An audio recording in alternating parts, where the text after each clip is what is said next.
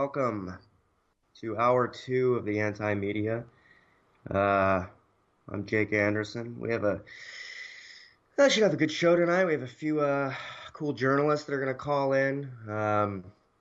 My co-host DB should be calling in as usual. I'm going to see if Skype accommodates me technologically. I've been busy as a bee this week. Really, I actually haven't been paying much attention to politics because I'm working on a Kickstarter campaign for a documentary that I'm going to briefly pitch here. I don't know if you guys have heard of the case of Elisa Lam. She was a girl who died on a hotel roof in 2012, and there's all kinds of theories on what happened to her. And so we're making a documentary about it, and we're trying to raise some funds for it. So if you guys have heard about the documentary, or if you've heard about the case and you're interested in it and you want to help support us, go to Kickstarter and just look up Elisa Lam. And trying to get to the bottom. Some people think it was murder. Some people think it was psychiatric breakdown. Some people even think paranormal activity was involved. This hotel that she was staying at is like The Shining. So there's all kinds of angles to this. And exciting, but stressful. It's hard to raise money. I hate asking people for money. But, that's kind of the way of the beast these days. I mean, it's what keeps this world running. And I got a DB trying to call in here. I'm going to try and add him here. But as usual, it's not letting me add someone. Oh, it looks like he called in the old-fashioned way. So yeah, we, politically, there's, the main thing everyone is talking about right now is this Jeff Sessions bullshit, which is, as usual, just a bunch of distractions. But I'd actually like to get DB's opinion on this. DB, are you with us in spirit? Yeah, I'm here. Yeah. Did you call in by phone? No, I didn't. I actually got my laptop up and running just for you. Perfect. Claire is oh, thank you, buddy. I appreciate that. Always can't go a week without your opinion. Let's see, I'm trying to get Claire. Claire wants someone to call in, and of course, the moment the show starts is the time to do this. But yeah, I mean, I think that Jeff Sessions I think this is a bit of a psyop right now. What's your take on what's going on with this, obviously, kind of a politically motivated takedown here? I mean, here's the thing. Everybody knows who Sessions was about to go after, so there's going to be intense pushback on him keeping his job because he's going to go after these elite rings. So, they're stuck in a conundrum here where there's some seriously deranged people that will stop at nothing to remain free and not go to jail for their crimes. And at this point, it's kind of weighing their ability to do mass casualty attacks via terrorism, Jake. I really think that's what it boils down to now. The current leadership is the military. I hope everybody has seen that that's true. And they're now weighing the prospects of an all-out war against what we could call the old blood families, I believe. Right. So you think you still think that this is a coup versus a soft coup, basically? Well, it was soft, but it can't remain that way because now with them threatening to go after the powers they just overthrew with the soft coup via Sessions and actually making these people go to jail, or worse, maybe a lot of these people are possibly going to be executed because of their crimes. I mean, it's true. There's no way they're going to be executing people, man. I don't know, man. If it came out with video proof of people doing what they said. You're talking about the pedophile rings at this point. Right. I mean, if that video proof came out, I don't think we're too far gone as a society, ethically and morally, that we would probably call for lethal injection for those people.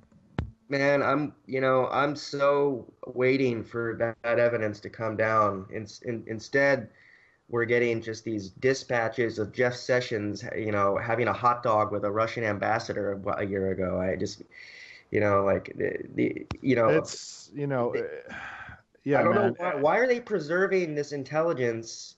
Well, they Uh, keep it around for blackmail purposes, just so they can use it at some later date. I mean, right, they even but why? they pulled Why Jill is Stein. uh, we're about to be joined by journalist Claire Bernish. Maybe she has an opinion on it. Oh, he's offline. He's got to get back online here. Yeah, I mean, they're railroading every nationalist movement right now. Jake, you're seeing Marine Le Pen in France has now been stripped of her diplomatic immunity because she posted graphic pictures of Daesh setting prisoners on fire, and that when it went against some inane morality code that doesn't even really exist in France. I mean, that's where we're at right now. They're pulling out all the stops because the soft coup became a hard coup, and they said they were going to go after certain people. We're joined now by journalist extraordinaire Claire Bernish. Claire, how you doing? I'm doing well. How are you? Oh, I'm tired and weary of my existence, quite frankly. But what's new? Happy belated birthday. Thank you. So, what's your I want to get into, my theory is that all this political, you know, maneuvering is always just covering up larger issues, larger corruptions, as always. But we want to get into that. But first, what's your take on kind of this newest kind of political assassination here that's under the auspices of proving a link with Russia, which would what? Prove that what WikiLeaks leaked isn't valid? I still don't really know the point of proving that Russia was involved in that, but whatever. What do you have a take on it? Yeah, I think that this is a major distraction. If you consider the way that politicians, world leaders have to interact, they have to interact with other world leaders, which means they have to interact with the governments of those world leaders. So for a potential incoming administration to be in contact with another world power that's essentially on the same level as us is not that unusual. Um, I don't know that we'll ever find out the content of the calls, but I think that the fact that there was content or contact between the two parties has been made a huge issue that it doesn't need to necessarily be. Also, remember that both President Trump and his administration, a lot of people in his administration have business dealings with people in Russia. So there would be a number of reasons for these people to be in contact. Yeah. Um, I mean, I, it's a little suspicious that they were meeting right at the peak of the Russian sanctions, but yes, until they have proof of it, shut the hell up. I mean, that's the way I I look at it. But are we going to dig into the other side then? Because the other side's equally, if not more so, guilty, and not only with Russia, but with most of the monarchies of the Middle East, who are I agree. inherently more dangerous to our way of life, by the way, than Russia would ever be. I agree. The Bush, 8 years of Bush, and then 8 years of Obama got us a perpetual war with the deep state raking in money from defense contractors, and that was the old world order that I think is being threatened right now, and I think that's why you're seeing this pushback against Trump. I mean, Trump's not making it easy. I mean, or Trump's making it easy, quite frankly, for this pushback because he holds a press conference in which he sounds like a drunk toddler, walking around. He's making it easy for him, but I still think that this is the deep state operating. It'll be interesting to see if they're able to take him down one at a time here. But he's well, not solo. He has a massive backing behind him. If you really look into who's backing Trump, it's pretty much Israel. So that's what's going to happen. It's going to blow up into this major, massive ordeal if they really try to pick him apart. Well, okay, if Israel is backing him, then why is he so non-committal about the one state, two-state solution? Because it's probably just going to be one state really soon, as messed up as that sounds. Right. I thought he kind of came out against the two-state solution a while back. He didn't really make a firm he probably doesn't even know what they mean, but he didn't make a firm answer either way. So it's Well, it's inevitable unless the entire world decides to gang up on one country because the other side has no weapons. So right. Okay. Well, there's larger issues going on right now, and so I mean, it's always seductive to get wrapped up into the news cycle and what they want you to focus on.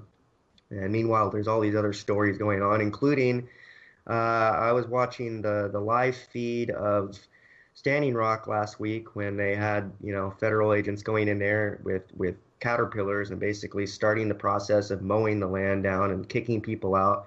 And I teared up at one point. It just depressed the hell out of me, and um, so I kind of want to talk about that for a little bit. And Claire, I know you've been covering that, perpetually throughout it. So, what are your thoughts on kind of where we're at with, that whole issue and whether there's still a chance that we could resist? I well, I believe firmly that Standing Rock and Dakota Access sparked a movement, like a worldwide movement, um, to get to cleaner energy and also to start paying attention to indigenous rights. There are a lot of good benefits that came out of Standing Rock, but stopping the pipeline is not one of them, and I can't see how it possibly could be. Um, the the movement was kind of doomed from the start, unfortunately, due to a lot of corruption behind the scenes that I think people are reluctant to accept. Um, whenever you have a concentration of power in a government, um, in any setting, whether it's a national setting like the U.S. or a small setting like a tribe, and incidentally, tribal government was originally arranged by the U.S. government to be favorable to it. So tribal government is not a natural extension of traditional practices. Um, but when you have this concentration of power, it's almost a guarantee that somebody is going to become intoxicated by the power and will end up corrupt. And essentially, that's what happened in this case. Not the movement, but there were certain key members of the tribal council and leadership uh, who perhaps gained from the movement for a time, but the Oh, pipeline was always sort of meant to go through, like it was always going to happen. oh, Um, yeah, there's a lot of real nastiness behind the scenes. is this some of the shit that you weren't able to talk about when you first got back? Yeah, it is. Nice, we're finally getting the juicy stuff. Yeah, and being in Standing Rock, I was only there for a week, which people were there the entire duration, or they were there for months, or on and off. I was only there for a week, but my 1 week impression there was very strong, and it was in December. Um, I heard members of the Standing Rock Sioux discuss like how tribal council was corrupt or how leadership was corrupt. I've heard people who were non-native water protectors camped out there for months talk about how there's corruption, or this money doesn't seem to be going for what it should be. Again, and the reluctance to talk about this has to do with making the movement look bad. Right. It should not. It should never make the movement look bad. There were plenty, thousands, if not hundreds of thousands of legitimate water protectors around the world coming together for this cause. It's not those people. And there's Um, corruption in pretty much every group. Any hierarchical exactly. group is going to have corruption in it. It's a human condition. Yeah. It's not a condition. People are like, well, how dare you slander the tribe that way? It's not like that. It's individuals. When you look at humans as individuals, people are capable of being corrupted, and that appears to be what happened in this case. We now have the camps cleared out completely, almost completely, of people. Um, Even the way that went about seemed a little suspicious. There was an effort at the main camp, Ocheti Shekoi, to get the campground cleaned up. Water protectors were working around the clock in shifts to get everything cleaned up, and there were a bunch of nasty propagandic reports that came out that said that, these trash people were looking for dead bodies and stuff. But what they forget is that these the people working for the refuse companies who said this, the refuse companies are in these small towns in the area. And these small towns have been just notoriously bad for coming down on water protectors and activists and journalists. There have been slashed tires and broken windows and threats made and all sorts of things. So for them to say that isn't actually the truth. They're just like, wow, these people suck. We want them out of our area, and this is what we're looking for. So there has been a lot of negative propaganda coming out of Standing Rock that is simply not true. Yeah, yeah. It certainly looked like looked pretty messy there. I mean, not to castigate, I mean, my room is messy too, so I'm not going to judge other people on that. But it kind of looked Well, like yeah, like, it's a a junk. mess, but it did look like that. But some of the pictures were used incorrectly. Some of them were from the dump. Some of them were from certain areas. I mean, the problem is the police have such quash on information coming out of there. Like, Yeah, it's pretty well known they're using Stingray and a bunch of other things to throttle information. Um, yes, there was a lot of trash, but what has been misrepresented is that people just up and left. Some people did have to leave in the blizzard and left things behind, but the people who stayed, who always intended to stay, were working on cleaning it up. Morton County made it very difficult for any of the trash to be removed from the area during the time that the camp was in full, in yeah. full swing. I'm sure there So was. I shouldn't even have brought that up. It's really not even an issue. no, But it's actually necessary to bring up the truth in the matter, because that was really a negative campaign that was meant to smear the movement, and it shouldn't have come about. It's unfortunate, but I guess it's to be expected. I think that there are a lot of lessons to be learned from Standing Rock in the days to come. There are a lot of pipelines that have been approved, and many of them are controversial.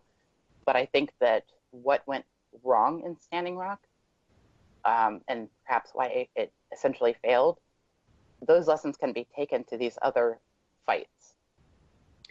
yeah, there's a burgeoning, well, not burgeoning. There's been obviously an environmental movement going on for a while, but I think the kind of anti-science platform that Trump and his people have rolled out, whether or not you support the EPA or not, whether or not you're bummed out that they're cutting it by a fourth, the general anti environmental justice platform that the Trump administration puts forth is going to strengthen the movement, the environmental movement, and we're gonna come to a head again, and these other pipelines are gonna be protested against, and you know, uh, hopefully we can bring that energy into. I mean, obviously it's about more than just the environment, but that's one issue. I mean, that pipeline could poison the water supply for thousands of people, and uh, it's Well, but Dakota Access alone could actually contaminate the drinking water supply of 18 million people. right, 18 million, yeah, so more than a few there. Uh, but yeah, I mean, we've been talking for a while about whether it's a transferable movement, whether because there's so many issues tied up there in that, the indigenous rights and all that.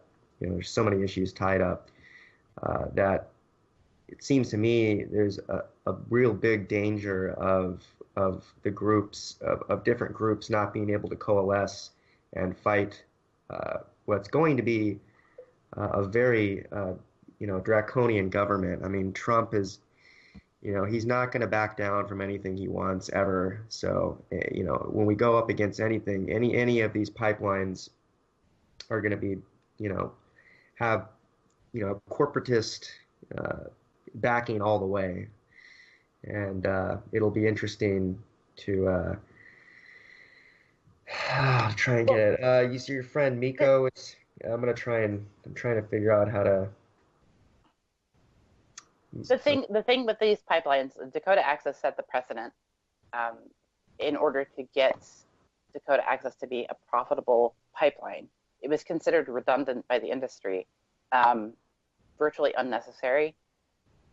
But Energy Transfer Partners lobbied really hard to get to get it approved.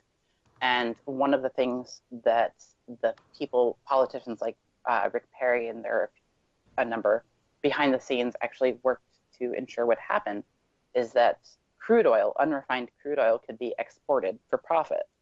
There had been a ban in place since the 70s that prevented unrefined crude from being exported. And I think people didn't realize how big of a deal that was. And with the omnibus spending bill in 2015, maybe 2016, this provision lifting the ban on exports actually provided the impetus for all these pipelines to suddenly be profitable, even if they're fleeting and temporary and redundant and excessive. So there's an incentive for these companies, these big oil companies and these pipeline construction companies. There's a huge incentive for them to construct these pipelines no matter what. Dakota Access at first claimed that it was going to help make America energy independent, but it's basically an outright lie. And that's the same with a lot of these. So I think that's necessary that people remember that too. Right. So, all right, there's that issue, obviously. What other issues do you think are kind of going on behind the scenes here that we're being distracted from with these kind of political stunts? I feel like there's this whole, artifice of news. It's the news cycle. Huffington Post plays into it. CNN, Politico. There's like this, entourage of media that's making us look one way. And, sometimes there's a very legitimate reason to be looking in that direction. But other times, to me, it seems like it's a misdirect to get us to not talk about other things. But right now, there's so much going on that it's hard to know what the next play is. And I know, DB, I know you're always looking down the road, down the at what the next play is. But I mean, you think there's a giant purge coming in the government. Claire, what do you think the next kind of big issue that we're being distracted from right now? It's up for debate. There are so many things going on right now. There seems to be a bit of a deep state coup. We have a bunch of dead Russian ambassadors in a very short period of time. Right. There are all sorts of interesting little details going on. I would say that one of the biggest actually hit headlines today, and that was that Bank of America predicted essentially the economic collapse will be coming in the second half of 2017. And that's a big deal. It's not the only, there are so many things going on right now. It's hard to say that anything is more important than anything else, but an economic collapse far greater than the size we saw in 2008 is going to be a big deal. Yeah. It'll be followed by, well, they'll never be able to get something that'll make the Second Amendment go away before that. So that creates a problem where there's people that are really hungry and they have a lot of guns. And so people that don't are just basically shit out of luck, unfortunately. That's cheerful. Thank you for that. Yes. I'm always a bringer of good news. Can always count on you for... One thing I do want to say is the shakeup's happening now, though. I don't know if you guys are aware of the DOJ slush fund that's now being dismantled by the GOP and how that was funding leftist terrorist groups basically worldwide. And that's being destroyed. I mean, that was established in 1976. And who was in during that time? So it makes a lot of sense that there was a coup back then right after Richard Milhous 8-1 for the team, and now it's coming home to roost that the military is like, wait a minute, these people are insane and they're going to drag us into a world war, and it's us or them, and it's come down to that. So the coup is real, man. It's happening. Fox News, you can look it up right now. I mean, the DOJ slush fund discretionary budget up to $30 billion that went where? Nowhere. $30 billion a year that went to who knows where. when you say these are leftist groups, I mean, are you saying, I mean, obviously this has been going on for a while, so you say that both Republican and Democratic administrations, well, are you saying Yes. the deep state's been using the leftist groups? Yes, because Venezuela is happening on purpose, Brazil is happening on purpose, and Argentina happened on purpose, and they were able to bring their country back from almost death. So these things are happening worldwide. It's what you do is you install the communist mindset, and then you basically tell the youth to take what's rightfully theirs from the older generation, and you start rebel groups. It's the simplest of terms to say it's just economic worldwide. Yeah. Well, you know, this is such an unwritten history. It almost blows my mind that, the phrase deep state's becoming very popular right now. Unfortunately, you know, it's kind of refers to this kind of a nebulous. It's virtually impossible to describe in a single sentence, much less, it's hard to describe. I mean, it's just this kind of synergy of, private It's companies, it's government agencies. it's the underpinning of what happens in the world. It's the underpinning of foreign policy, of military policy, of the way that countries relate to each other, and everything else. And there is a web, like a network, of the more connected and intelligence-minded officials in the world who kind of run things from behind the scenes. Um, it, I think that people make the mistake of calling it like a puppet show, like the deep state acts as puppet masters, and to a degree that's true, but it's more subtle than that a lot of times, and that's where people go wrong with that whole description. And it's Yeah, not a conspiracy theory, Jake. It's a conspiracy reality. right. The people at the upper echelons conspire with each other to create more wealth for themselves, therefore, more control, more power, less for us. And eventually, some kind of grid will go into place where if you don't participate in their system, you don't participate in the economy. And then what do you do? Yeah, when I wrote about it, I said basically it's everything that you had thought the New World Order is, but it's, real, and it's doesn't necessarily involve reptilians or shapeshifters. It's just the people who run the world who want to consolidate wealth. And, it's crazy to think that they're not doing that. Of course, people in power are consolidating wealth because they want to keep power. This goes back to the beginning of human civilization. And keep in mind, the most powerful people in the world inherited their power. Therefore, they never had a human experience like me and you. They really more or less consider us cattle. Yeah. And there's a lot of cattle right now. Uh, so, 8 billion. If God, if you if you think about it, what's really happening on every level, it really includes nearly every policy that's going on right now in many of the Western governments. We're seeing kind of, the playing out of the downfall of empire, with the U.S. essentially in decline and other big powers vying for the position.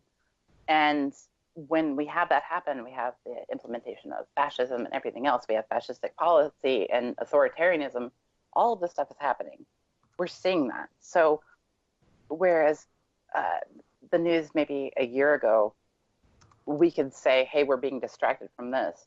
At this point, there's kind of a double weaving of the narrative. Like, we have this constant bombardment of insane news on the surface, but we also have this underpinning what's really going on the whole time. So yeah. whereas something might have been more important than the other thing in a different setting, right now it's everything is important. How do we focus? It's You this know, whole shadow. I mean, it really is a shadow. It's not even one government. It's a, it, you know, it's God, what is it? It's a shadow nexus of, special interests that are keeping the world uh, uh, the way it is. And it, unfortunately, we don't really have a mechanism by which to expose it because, or maybe we do.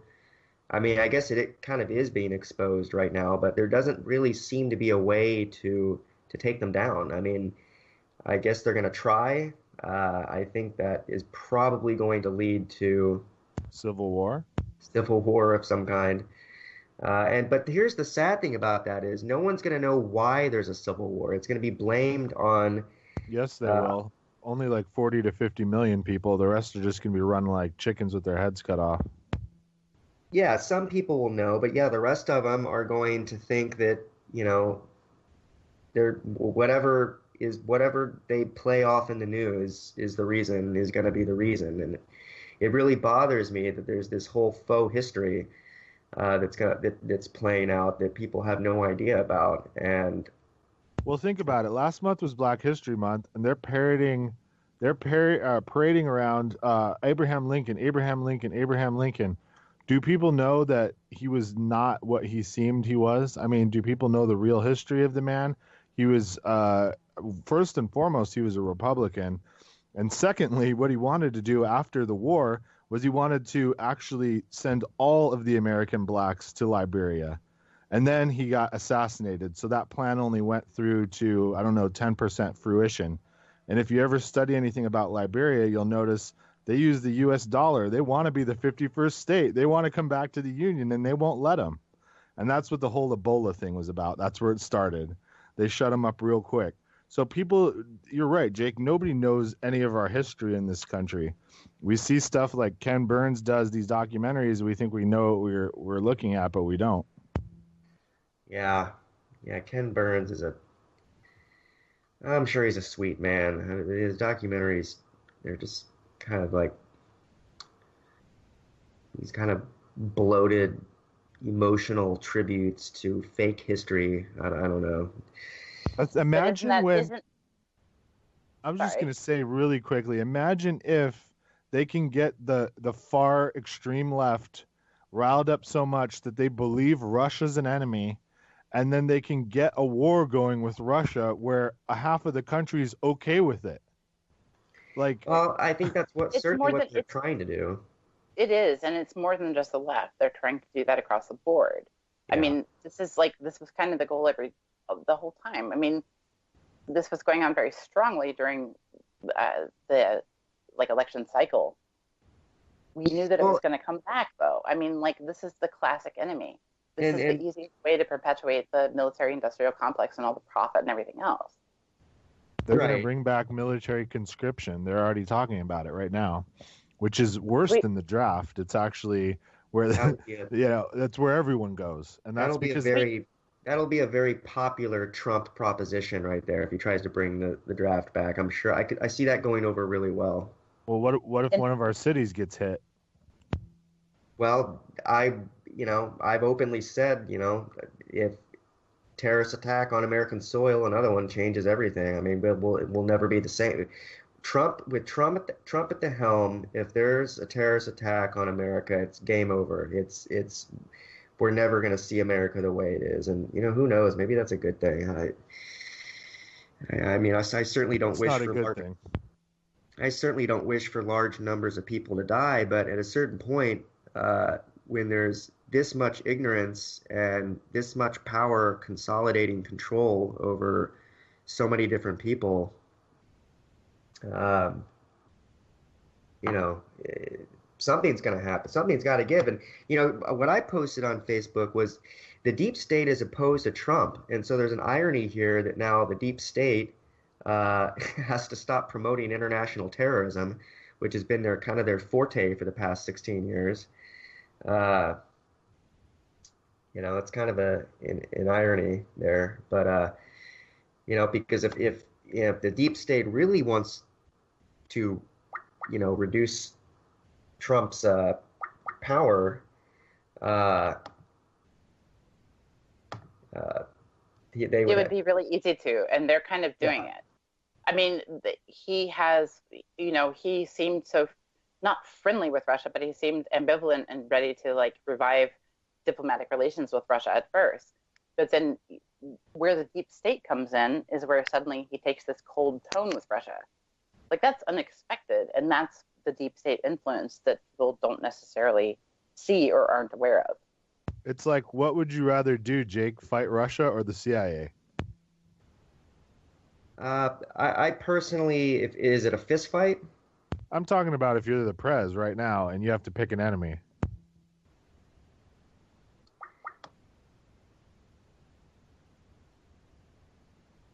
Apparently, the enemy of the government right now are protesters and people standing Yes. in opposition to policy. Yep, because if something homegrown actually starts building up, and they have to deal with a major power and the Middle East, well, that would definitely crack the empire apart. Yeah. All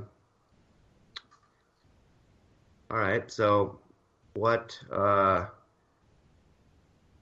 our options? I'm not sure we're gonna get the Daily Haze on right now. I can't add him to the call, and it's distracting the shit out of me. So let's just have him call back next week. I I don't know what the answer to the deep state is, but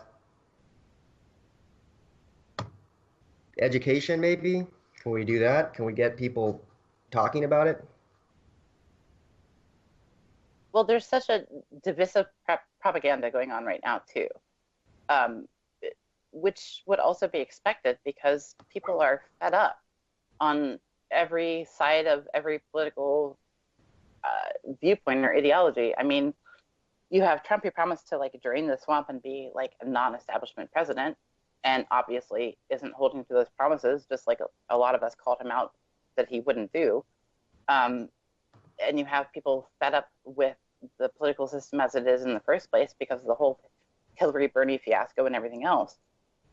What's going on is the state is trying to clinch down on power while it still can, and it's instilling division and propaganda between us in terms of politics and issues and everything else, because if we're divided and fighting each other, then we don't realize that even though we have differences, it's the state that's coming down on all of us. Oh, I hear Claire.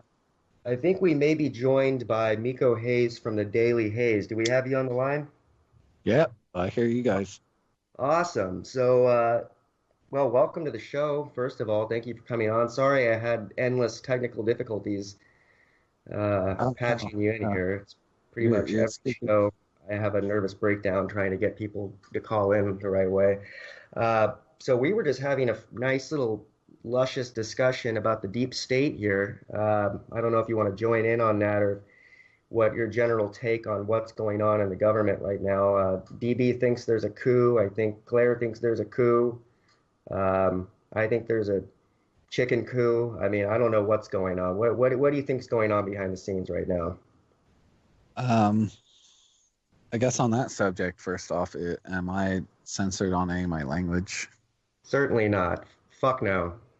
Okay. I think it's a fucking shit mess.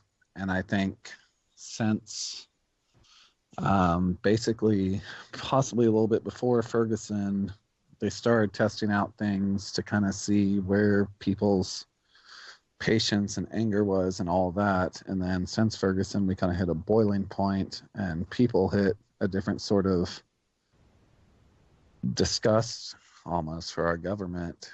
And now we've been completely overstepping our boundaries, or our government's been overstepping their boundaries to basically test new ways to make sure that we don't raise up. Right. And one of those is eminent domain. And eminent domain, and we've seen that come up with the Standing Rock, and we want to talk to you specifically about that because you have one thing with eminent domain, the same people, any of the listeners, ETP that was behind the Dakota Access, Energy Transfer Partners, they are behind the Rover pipeline, natural gas pipeline. That's a $4.2 billion natural gas pipeline. They just yesterday filed for eminent domain in West Virginia. So that is starting anew. That went pretty under the radar. But just yesterday, they filed their eminent domain claims in West Virginia. I know one person in specific said that he had one house on his property that was worth $300,000, and he had another house on his property worth $150,000, and they were offering him $24,000 to go through his property and lay this pipeline. He's like, well, that sounds pretty fucking stupid. My properties are almost $500,000, and you're giving me $25,000 to reduce my property value. Yeah, well, Trump's a big supporter of eminent domain, and it looks like he's going to try and push through whatever he can. And I definitely, wanted to get your take on how this connects to Standing Rock and the pipeline there. And I'd be interested to get your perspective on the newest developments there as well. Honestly, it's all a fucking mess. It all still backtracks to HR 2029. I almost feel like a fucking record on repeat when I say this because I've said it so many times. HR 2029 is the one I was talking about that lifted the ban on the export of unrefined crude. Okay. Yes.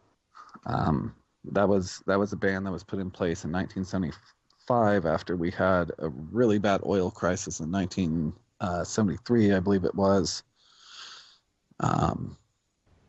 Yeah, that was a 40-year ban that was lifted by Charles Dent introducing HR 2029, and in specific, I believe it was Title 1 of Section 101. It might be Title 4. I've had so much information since then. It's one of the two, but it's definitely in there, and it's a very short paragraph. It's a very long rider bill that basically just pushed that through. As far as the Trump administration, so you're getting me in kind of a hype spot right now.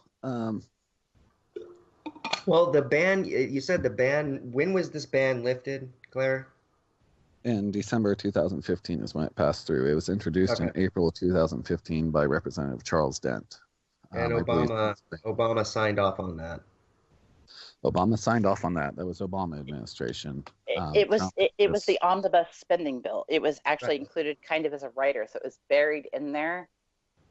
Right. Those are the bills. They do that with the National Defense Authorization Acts too. These big omnibus bills where they slip in a bunch of nefarious shit right at the end, and it takes people months to figure out that it's even in there. See now, and Claire actually even found the Democrats and Republicans that were for it and against it, and even then. Just with how deep it was, because you're even talking about, for some reason, with what the bill was supposed to be, there was even internet safety and hacker bullshit in there. So I believe it's 896 pages long, and this lifting of the oil ban maybe took up a paragraph. Wow. So as far as definitions of a rider bill, three sentences. It was like 3 sentences or something ridiculous. Yeah, I mean, this is literally the epitome of a rider bill. So I wouldn't be surprised if this isn't even anything to blame, like our people that signed off on it, because they probably didn't even know it was in there. Now, granted, it is reason to blame them because they didn't read all the papers. But I think out of 896 papers, I believe it was on like page 771. Don't quote me on that number, but it's very deep embedded in it. It seems like there should be it's like with small print on a contract. It's illegal to slip something in like on page 6, I get to keep your firstborn son. It's illegal to do something like that. It seems like it should be the same thing with these government bills. Shouldn't we be able to backtrack and be like, wait, what the fuck? What was that? And renegotiate something like that? But at the same time, these guys are paid to fucking read these papers. So True. Instead of who proposed it, it should be more of why didn't you assholes read this whole fucking bill? I'll tell you why, though. Part of it, but I'm not sure if I made clear in the article I did, part of it was that they were not given much time. They were given an extremely short period of time to read this nearly 1,000-page bill. And the lifting of the ban on crude oil was, that was huge. But that was not the only huge thing in this bill. There were several measures that were very groundbreaking and earth-changing. So it was basically this bill that was chock full of all these controversial things that would not have passed on their own. Well, and that's also where human nature has to be taken into consideration. I mean, I'm not saying it's right or wrong, but if you're reading 1,000 pages of just boring bullshit, I get it. I get how you get to the point of like around page 300, you're just kind of skimming through it. I get that. Like, I wish it wasn't like that, but it's human nature. And so they placed it very well. It was a very, very well placed writer bill. Right. So I I kind of vaguely understand it, but how is this going to moving forward? What is this going to allow for? It's obviously already allowing for these pipelines to take, special precedence over everything. How can we how should we expect to continue to see the ramifications of this omnibus? Well, I mean, you're seeing it right now. We Right. just opened up our country to drilling us out for foreign gain.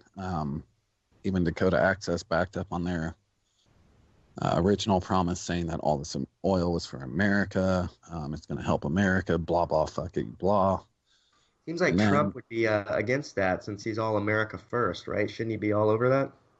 oh, you would think that. And here, I'll give you a good Keystone thing because this is my new buddy. But now, if you look at the latest statements from Dakota Access, they say that the pipeline works as a quote unquote FedEx, and they can't guarantee what their recipients are going to do once they receive their oil. So basically, they're saying we don't fucking know. Y'all are fucked. They're going to sell it off. They're saying as long as we get our profits, it doesn't matter. Right. Now, as far as the future, this is a fun thing. My new homeboy, which actually I wrote up a pretty long article on him, and then it actually got deleted just the other week, and I'm getting ready to do another one. Roman Abramovich. That's a name people should know. That's it's my homeboy over in Russia. Turns out Roman's very wealthy. He's deep in the oil, like global oil industry. He actually helped Putin launch his presidential campaign.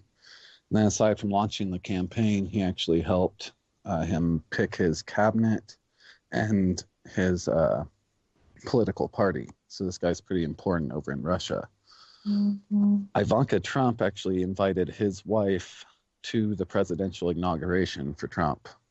So close ties to Trump and Russia and Putin. He also owns a company called Ezraz, which produces steel.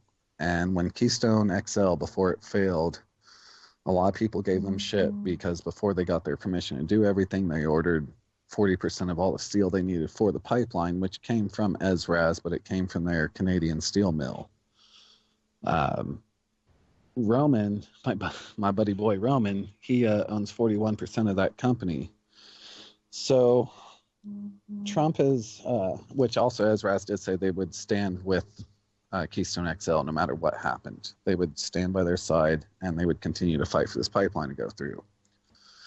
So Trump made this deal that American pipelines had to be made with American steel, and he's going to basically hold up to that, at least with the Keystone XL, because it turns out that Ezraz actually has 3 steel mills in America. So even though Keystone XL isn't going to be able to use the steel they got from this company from Canada, it still goes back to the same pocketbooks, and you're still talking about foreign investors making money before the pipeline even gets in the ground and before we even talk about who's invested in the oil. And this is the crazy thing too. Like I think that people just assume that sales of these huge infrastructure projects are just typical sales. Like money changes hands, perhaps backdoor money changes hands, and that's it. And it's not at all the case. There is so much wrangling to make sure that the most beneficial possible policy can come from these deals. I mean, we're talking billions of dollars. This pipeline was always intended to export the oil for the profit of the companies who use the pipeline and ETP who constructed it. I mean, this isn't just some sort of, this is not going to create jobs. This is not going to do anything for the US. This is not going to do anything for our economy or anything else. The only thing that will come of Dakota Access will be profit for the companies who use the pipeline and the company who constructed it. That's essentially it. And only for the next few decades too, because petroleum power, the earth, we're trending towards green energy right now, and we're running out of oil. So, like the cigarette industry, getting the last few generations addicted to cigarettes before that's obsolete. It seems like the oil company is just bilking the last few, trillions of dollars out of this, and at the detriment of these, at the detriment of people. And it's so nefarious and disgusting that, and everyone knows it, but somehow the government keeps allowing these people to come in, and this is where, this is the deep state. They're interconnected, and they're helping each other out. They're scratching each other's backs, and it's just disgusting. That's one problem, though. Everyone doesn't know it. One of the biggest problems I saw, and I spent many months in Standing Rock, everyone doesn't. And even these people that are leading up the bank divest, I mean, granted, that's beautiful. It does help. But there's a good chance that the bank divest people, the guys heading this up, this thing that has taken away millions of dollars from this pipeline, don't know about HR 2029. They don't know about the 13 foreign countries that are actually deeply invested in this pipeline. And that's a really big problem. Yeah, I'm willing to bet not a single person I know outside of the anti-media network. Most of my friends are, just kind of left-wing DNC cheerleaders, and I'm willing to bet not a single one of them knows about it. And yeah, that's a huge problem, and that's also media distracting us from these issues. Why isn't the media reporting on this stuff? I mean, why does it take the alternative media? Obviously the corporate media is a part of it. Because there are agendas. This is the thing. I mean, the corporate media is beholden to whatever the corporate interests are. Right. So when the corporate interests are ultimately tied to big oil in some way, they are not going to report the facts of the case. I was with Nico in Standing Rock when the first blizzard of the year hit, and we watched CNN pull up in their satellite truck, all cocky, and this guy, I mean, we're like, oh my God, where have you been? It's been months. It's December 4th or 5th or 6th or something. Yeah, I mean, this guy pulls up all cocky, and he's like, he was like, what do you mean where have we been? We've been here all week. And there's a group of us that were just like, done. I mean, corporate media has lost their legitimacy ages ago. And Standing Rock is some of the best proof of that. Yeah, and unfortunately, the alt-right and Trump are making it uncool to know that, because they have their own CNN sucks hashtag, except they're coming at it from this, warped alt-universe perspective, and it's detracting from what was a really legitimate momentum we had going against corporate media. Unfortunately, now it's now when you say CNN sucks, people think you're talking from Trump's point of view. No, now it's popular to be part of the war against them. I mean, I don't know. I think that's why, like with the Daily Haze, we just try and keep our head down and just let shit out. I mean, honestly, at this point, I don't want anything to do with this fucking media battle, because at this point, calling anybody out, you almost look worse than not calling people out. I mean, it's become just a shit show all around. Yeah. And the one thing that's more dangerous than, and this goes for elections too, people that elect that don't know what the fuck they're electing, like, just stay home. You're less dangerous to just stay home. And that goes for the same as media. This misinformation is worse than no information could ever be. I agree. no valid information is what we're going to get if the populace continues taking up this whole fake news narrative and continues believing that it's true. Because honestly, wouldn't it be better to have a bunch of fake news and tabloid sites and even clickbait sites out there than to not have available to you upon search valid, decent information with integrity that stands up to the truth? I mean, corporate media puts out fake stories. They put out, good stories and valid stories. Alternative media tries to take up the slack and report things, whether biased or not. They try to report things as they are. And corporate media became obsolete when it went for vagary and neutrality over the integrity of the news item itself. Right. Interesting. Yeah, I never thought of neutrality like that. I mean, I don't know if I would consider it neutrality when they're clearly, they're omitting information because that's, the memo that they got from up above said to downplay a certain issue or to not mention it at all. I think omission, is it a sin of omission or a sin of commission? I don't know. It's one of those two, but censorship of censorship. I feel like every media agency has its bias. I don't think there is a way to report neutral. Honestly, I don't. Right. I know even with the Daily Haze, we don't report neutral, and I've told people that. But what we do is we do normally have, and it's not even normally, we don't release something without the proof behind it. So if you can prove us wrong, then we'll take it down. And that's true. That's true of most of alternative media too. Like there are some 100%. fun outlets, but alternative media is so Mainstream much better media. than mainstream for doing that. Mainstream media has pushed it to a different level, though, where like we just yell it out for the stats, real quick, for the fucking views. Let's just yell it out. Hey, we're running up against the end here. Miko, thanks so much for sticking with it, joining in. Great having you on. I really appreciate you. Oh, I can't hear you for shit, but thank you. And as always, DB and Claire, thank you for joining us.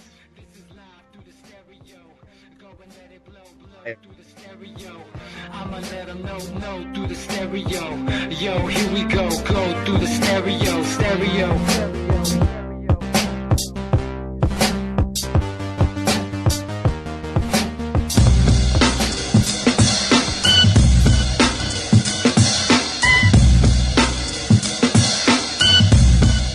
The Anti-Media Radio, your host Nick Burnby here on UCY.